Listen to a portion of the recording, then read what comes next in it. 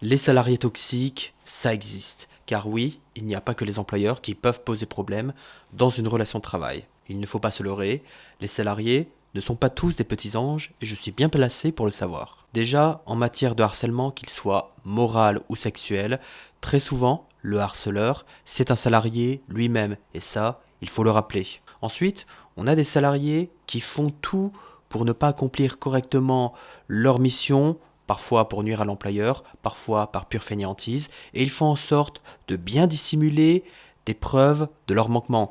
Et l'employeur, malheureusement, quand il découvre le poteau rose, c'est trop tard, ces salariés-là ont fait beaucoup de dégâts. On a encore des salariés comploteurs qui n'hésitent pas à mentir ou à faire preuve de la pire malhonnêteté pour trahir des collègues de travail afin d'espérer avoir des promotions. Et je suis sûr que vous en avez déjà rencontré dans votre vie. Enfin, on a les salariés procéduriers. Ceux-là, c'est presque le top du top.